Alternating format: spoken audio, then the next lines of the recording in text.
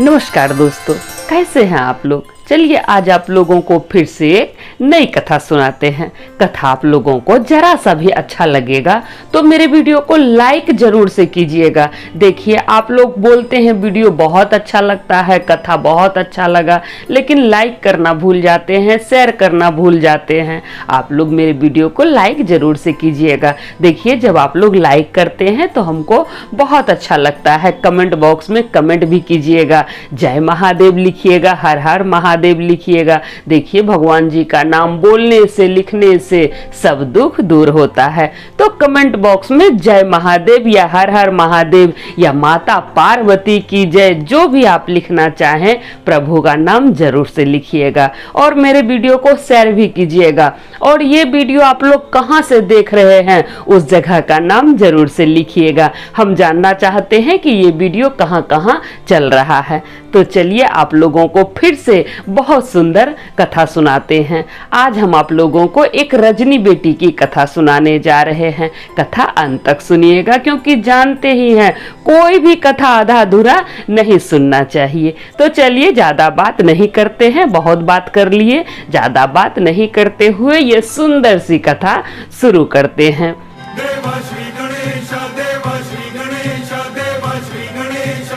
एक गांव में रजनी नाम की एक लड़की रहती थी। रजनी नाम की एक लड़की रहती थी एक गांव में। ये बहुत पुरानी कहानी है। तो गांव में रहती थी। अब देखिए रजनी के जो माता पिता थे वो बचपन में ही गुजर गए थे। रजनी के माता पिता नहीं थे। रजनी बहुत गरीब थी, मजदूरी करके अपना पेट पालती थी। उसके घर में कोई नहीं था, उसके घर में कोई नहीं था, सिर्फ वो अकेले ही थी। तो वो मजदूरी करके अपना पेट पालती थी। अब देखिए एक दिन क्या हुआ, वो पानी लाने के लिए जब नदी गई और नदी से पानी भर के लौट रही थी, तो रास्ते में जो है जब जाती थी ना, जहाँ नदी जाती थी पानी भरने के लिए, तो रास्ते में एक विशाल पीपल का पेड़ था। विशाल पीपल का पेड़ था, तो उसी पेड़ के बगल से ये जाती थी। जब पानी लेके जा रही थी नदी से, जब पानी भर के ये जा रही थी, तब इसका नजर पेड़ के नीचे रखा हुआ शिवलिंग पे पड़ गया। वहां पर एक शिवलिंग रखा हुआ था। अब जो है रजनी जब शिवलिंग देखी तो वो मन ही मन सोचने लगी कि हम तो रोज इधर से पार होते हैं, इस रास्ते से हम तो रोज पार होते हैं, रोज पानी लाने जाते हैं, लेकिन आज तक यहाँ शिवलिंग नहीं देखे हैं। अब पता नहीं कौन रखा है यहाँ शिवलिंग, कैसे आया। अब कोई पूजा पाठ भी नहीं किया है शिवलिंग में, शिवलिंग सिर्फ रखा हुआ था, कोई पूजा पाठ उसमें नहीं किया था। तो फिर रजनी सोची कि कोई पूजा पाठ भी नहीं किया है इसमें। तब उसके मन में ख्याल आया, उसके मन में विचार आया कि महादेव जी जो है ना वो जल्दी प्रसन्न हो जाते हैं। वो सुनी थी गांव में, वो सुनी थी कि महादेव जी ही एक ऐसे देवता हैं जो जल्दी प्रसन्न हो जाते हैं। उनकी सेवा करने से वो जल्दी प्रसन्न हो जाते हैं और आशीर्वाद देते हैं, सुख समृद्धि का वरदान देते हैं। महादेव जी को मनाना बहुत आसान है। तो वो गांव में ऐसा सुनी थी। जब वो शिवलिंग देखी तो उसके मन में विचार आया, मन ही मन वो सोच रही है कि कल से हम रोज इस शिवलिंग का पूजा करेंगे। वैसे भी लग रहा है कोई पूजा पाठ नहीं कर रहा है इस शिवलिंग का, कभी हम भी नहीं देखे थे। अब हम कल से रोज पूजा पाठ करेंगे इस शिवलिंग का, फिर काम पड़ जाएंगे। अब रजनी सुबह उठी। अगले दिन जब सुबह उठी तो घर का सारा काम काज कर ली, फिर नहा धोआ के एक लोटा जल ले ली, फूल बेलपत्र लेके शिवलिंग के ऊपर चढ़ा दी, जल चढ़ा दी, फूल बेलपत्र चढ़ा दी और प्रभु को प्रणाम की। बोली प्रभु से कि प्रभु हम जा रहे हैं काम पर, मेरे साथ चलिए, आशीर्वाद दीजिए प्रभु आप।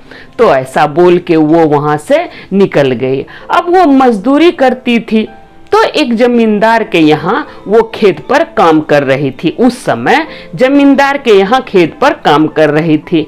तो जो है खेत का काम भी पूरा हो गया था। जैसे मजदूर लगाता है ना, तो काम पूरा हो जाता है एक समय के बाद। तो जमींदार का काम भी पूरा ही हो चुका था। अब रजनी की एक सहेली थी जिसका नाम था ममता। अब ममता रजनी के पास आई और कहती है कि रजनी लगता है आज भर ही खेत पर काम है। जमींदार के खेत पर आज भर ही काम है, कल से काम नहीं होगा यहाँ पर। हम लोग क्या करेंगे, कहाँ जाएंगे मजदूरी करने? अभी तो कोई काम भी नहीं करवा रहा है, हम लोग क्या करेंगे? जमींदार का काम पूरा हो गया, कल से कहाँ जाएंगे? ममता जो है रजनी से बोल रही थी। तभी रजनी कहती है कि प्रभु है ना, प्रभु सब देख लेंगे, महादेव जी है ना, वो सब देख लेंगे कि कल हम लोग कहाँ जाएंगे। कुछ ना कुछ तो काम मिलेगा ही, प्रभु कुछ ना कुछ तो करेंगे ही। उसको प्रभु पर आस्था हो गया, प्रभु पर विश्वास हो गया कि परमात्मा कुछ ना कुछ जरूर से व्यवस्था लगाएंगे।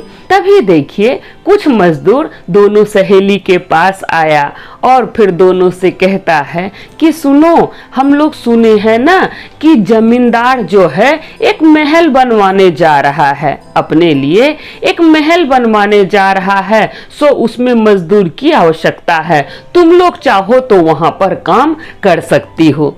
तब रजनी अपनी सहेली से कहती है कि देखिए हम बोले थे ना प्रभु कुछ ना कुछ व्यवस्था जरूर से करेंगे, सो चलो हम लोग जमींदार के पास और हम दोनों भी अपना अपना नाम लिखवा देते हैं। तो रजनी अपनी सहेली के साथ गई जमींदार के घर। जमींदार से बोली कि जमींदार जी, सो हम लोग भी आपके महल में काम करना चाहते हैं, महल के निर्माण में काम करना चाहते हैं मजदूरी का। तब जमींदार कहते हैं कि सुनो, जब मेरे महल में मजदूरी करोगी, मेरा घर बनाने में जो काम करोगी, तो उसमें रोज का तुमको रोज का 200 रुपया मिलेगा और फिर खाना पीना भी मिलेगा। रोज का 200 रुपया मिलेगा, मतलब एक दिन का 200 रुपया मिलेगा और फिर रोज तुम लोगों को खाना पीना भी मिलेगा। अब रजनी पूरा खुश हो गई ये बात सुन के, उसकी सहेली भी पूरा खुश हो गई ये बात सुन के। तब रजनी कहती है अपनी सहेली से कि चलो ये चीज तो बहुत अच्छा हुआ कि जमींदार हम लोग को खाना भी खिलाएंगे, खाना हम लोग खा लेंगे जमींदार के घर में, तो हम लोग का पैसा बच जाएगा। जब मेरा पैसा इकट्ठा हो जाएगा ना, तो हम अपना व्यापार करेंगे, क्योंकि कभी मजदूरी मिलता है कभी नहीं मिलता है, इसलिए हम अपना खुद का व्यापार करेंगे। अब रजनी पूरा खुश थी। अब रजनी और उसकी सहेली काम करने लगी, जमींदार के घर में काम करने लगी, भवन निर्माण में काम करने लगी। अब जमींदार जो था वो रोज पैसा नहीं दे रहा था, जमींदार पैसा ही नहीं दे रहा था, सिर्फ खाना दे रहा था। तो रजनी और उसकी सहेली और बाकी मजदूर लोग सोचा कि काम करते हैं, अभी तो पैसा का जरूरत नहीं है, सो काम करते हैं, खाना तो मिल ही जा रहा है, इकट्ठा पैसा ही ले लेंगे, इकट्ठा पैसा ही ले लेंगे। तो ऐसा मन में विचार कर सभी मजदूर काम करने लगा और दोनों सहेली भी काम करने लगी। जब 1 महीना पूरा हुआ, जब जमींदार का घर बन गया और 1 महीना हो गया, तब रजनी और रजनी की सहेली दोनों जमींदार के पास जाती है और कहती है कि मालिक, हम लोगों को पैसा चाहिए, हम लोग जो काम किए हैं ना आपका घर बनाने में, सो हम लोगों को मजदूरी चाहिए। तब जमींदार कहता है कि कौन सा मजदूरी तुम लोग को देंगे? तब रजनी कहती है कि मालिक, जो आपके यहाँ काम किए हैं, आप तो सिर्फ खाना ही खिलाए, पैसा तो दिए नहीं। आप बोले थे कि खाना भी खिलाएंगे और 200 रुपया रोज का देंगे। मालिक 1 महीना हो गया है, सो हम लोगों को पैसा चाहिए। तब जमींदार डांट के कहता है कि नहीं, कोई पैसा नहीं मिलेगा, हम तो पहले ही बोले थे या तो खाना खाओ या तो पैसा लो, तुम लोग खाना खाई, अब पैसा तुम लोग को नहीं मिलेगा, भागो यहाँ से। जमींदार उसको डांट के भगा दिया। अब रजनी क्या कर सकती थी, रजनी की सहेली क्या करती? अब मजदूर लोग तो गरीब होता है, वो अमीर आदमी से क्या ही लड़ सकता है, कैसे लड़ेगा, उसके पास तो कुछ रहता नहीं है। तो फिर अब रजनी क्या करती, रजनी रोने लगी। रजनी के दिल में बहुत चोट लग गया, उसको बहुत पीड़ा हुआ। वो मन ही मन सोचने लगी कि देखो ये जमींदार 1 महीना का पैसा रख लिया, मेरा मजदूरी का पैसा रख लिया, मेरा मेहनत का पैसा रख लिया, नहीं देना चाहता है। वो रोने लगी और रोते हुए वो शिवलिंग के पास गई, जो पीपल पेड़ के नीचे शिवलिंग था ना, वही शिवलिंग के पास गई और वहाँ फूट फूट कर रोने लगी कि प्रभु मेरा मेहनत का पैसा जमींदार नहीं दे रहा है। हम मजदूरी किए हैं प्रभु, 1 महीना लगातार दिल लगा के काम किए हैं, लेकिन जो है जमींदार हम लोगों को पैसा नहीं दे रहा है, ना हमको दे रहा है ना बाकी मजदूर को पैसा दे रहा है। हम मेरा मेहनत का पैसा है प्रभु, बहुत मेहनत किए हैं प्रभु, लेकिन जमींदार पैसा नहीं दे रहा है। ऐसा बोल के वो फूट फूट कर वहां पर रोने लगी शिवलिंग के पास। तभी देखिए एक महात्मा वहां पर आते हैं। जब रजनी रो रही थी ना, उसी समय एक महात्मा वहां पर आते हैं और कहते हैं अलख निरंजन, अलख निरंजन, अलख निरंजन। अब जो है रजनी देखने लगी कि कौन है, तो देखती है वहां एक महात्मा खड़े हैं। तब महात्मा पूछते हैं रजनी से कि क्या बात है बेटी, तुम इतना क्यों रो रही हो, क्या बात है।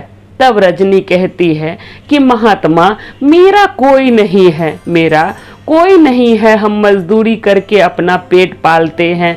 देखिए जमींदार के यहाँ 1 महीना लगातार काम किए, जमींदार बोला था कि खाना भी देंगे और पैसा भी देंगे, रोज का 200 रुपया देंगे। 1 महीना जब हो गया, अब मांगने गए तो नहीं दिया, वो डांट के भगा दिया, वो कहता है पैसा नहीं मिलेगा। महात्मा बहुत मेहनत किए थे, मेरे मेहनत का पैसा वो नहीं दे रहा है। ऐसा बोल के वो फिर से रोने लगी जोर जोर से। तब महात्मा उसको कहते हैं कि बेटी तुम चुप हो जाओ, तुम चुप हो जाओ, मेहनत का पैसा कहीं नहीं जाता है, मेहनत का फल इंसान को जरूर मिलता है। तुम मेहनत की है, तुम्हारे पास वो पैसा चल के आएगा, तुम्हारे पास वो जमींदार खुद ला के पहुंचाएगा, तुमको खुद ला कर देगा पैसा। तुम्हारा जो 1 महीना का पैसा है ना मजदूरी, वो जमींदार खुद तुमको ला कर देगा। तुम चिंता मत करो, तुम चुप हो जाओ और अपने घर जाओ। जमींदार खुद आकर तुमको पैसा देगा, तुम्हारी सहेली को पैसा देगा, बाकी सभी मजदूर को भी पैसा देगा। क्योंकि रजनी बताई कि हमको नहीं मिला, मेरी सहेली को नहीं मिला, बाकी मजदूर लोग को भी नहीं मिला। तो सारी बात रजनी बताई महात्मा को। महात्मा उसको दिलासा दिए कि पैसा जमींदार घर पे पहुंचा के देगा, चिंता मत करो। फिर रजनी खुश हो गई, महात्मा की बात को सुनकर रजनी खुश हो गई कि चलो अगर ऐसा हो जाता है तो बहुत अच्छी बात है। तो रजनी चली गई अपने घर। अब देखिए इधर जो है जमींदार पैसा सरिया रहा था। जमींदार जो है अपने तिजोरी में पैसा सरिया रहा था, उसका गड्डी बना रहा था पैसा का और सरिया रहा था, गड्डी लगा रहा था और गिन रहा था और मन ही मन पूरा खुश हो रहा था कि देखो सब पैसा बचा लिए, सब पैसा बचा लिए, किसी मजदूर को 1 रुपया भी नहीं दिए, सिर्फ खाना पर जो है अपना घर बनवा लिए, 1 रुपया भी मजदूर को नहीं दिए, सब पैसा बच गया। पूरा खुश हो रहा था और गड्डी सरिया सरिया के तिजोरी में रख रहा था। जब पूरा गड्डी सरिया दिया, रख दिया तिजोरी में, तो तिजोरी बंद कर दिया और पूरा गदगद हो रहा था कि मजदूर को पैसा नहीं दिए, सारा पैसा मेरा बच गया। पूरा खुश था जमींदार। तभी देखिए उसकी बेटी आती है और अपने पिता से कहती है कि पिताजी हमको मार्केट जाना है, हमको बाजार जाना है और कुछ सामान खरीदना है, इसलिए हमको कुछ पैसा चाहिए, आप हमको कुछ पैसा दे दीजिए। तो जमींदार कहता है कि अभी देते हैं बेटी, तुम ही लोग के लिए तो हम कमाते हैं और तुम ही लोग को नहीं देंगे, अभी तुरंत देते हैं। जमींदार गया अपने तिजोरी के पास और तिजोरी खोला। जब तिजोरी खोला और गड्डी निकाला तो देखता है गड्डी तो है लेकिन कागज का गड्डी है। गड्डी तो है लेकिन कागज का गड्डी है, रुपया का गड्डी नहीं है। फिर वो दूसरा गड्डी निकालता है, तीसरा गड्डी निकालता है, गड्डी खोल के देखता है, रुपया का गड्डी खोल के देखता है, पूरा वो बिखार दिया रूम में, कागज कागज पूरा फैल गया। सिर्फ कागज ही था, 1 रुपया नहीं था। उसके तिजोरी में जितना रुपया का गड्डी लगा हुआ था सब कागज का गड्डी हो गया था। जमींदार सबको खोल के देखा, पूरा रूम कागज से भर गया। तभी उसकी बेटी वहां पर आई और कहती है कि पिताजी ये पूरे घर में कागज क्यों फैला दिए हैं, ये पूरे घर में कागज क्यों फैला दिए हैं।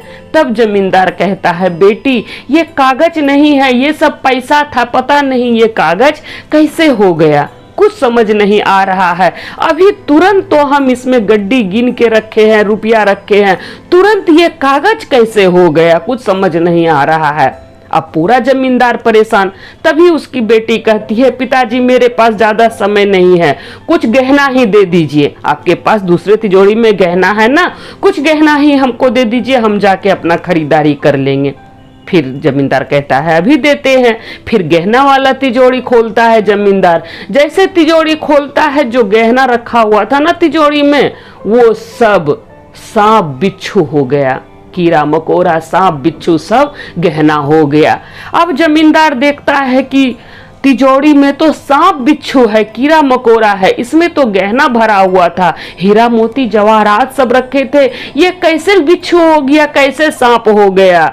अब जमींदार पूरा परेशान, जमींदार अब रोने लगा कि ये कैसे हो गया, ये कैसे हो गया, पूरा परेशान। तभी वो परमात्मा का ध्यान करने लगा, हे प्रभु, हे महादेव, ये क्या हो गया, ये कैसे हो गया प्रभु, हम तो रुपया रखे थे, जेबर गहना रखे थे, रुपया तो कागज बन गया और जेबर गहना सांप कीड़ा मकोड़ा बन गया प्रभु, ये कैसे हो गया। पूरा छाती अपना पीटने लगा, हाय बाप ये कैसे हो गया, ये कैसे हो गया, पूरा वो पीटने लगा और भगवान को चिल्लाने लगा, भगवान को दोष देने लगा, भगवान ये क्या कर दिए, भगवान ये क्या कर दिए। तभी देखिए वहां पर फिर से वही महात्मा आते हैं और महात्मा कहते हैं अलख निरंजन, अलख निरंजन, अलख निरंजन। तो जमींदार का नजर पड़ जाता है महात्मा पर। तब महात्मा जमींदार से कहते हैं कि क्या बात है, तुम इतना परेशान क्यों है। तब जमींदार महात्मा से कहता है कि महात्मा मेरे तिजोरी में जो रुपया रखे थे वो पता नहीं कैसे कागज हो गया, वो कागज का गड्डी बन गया।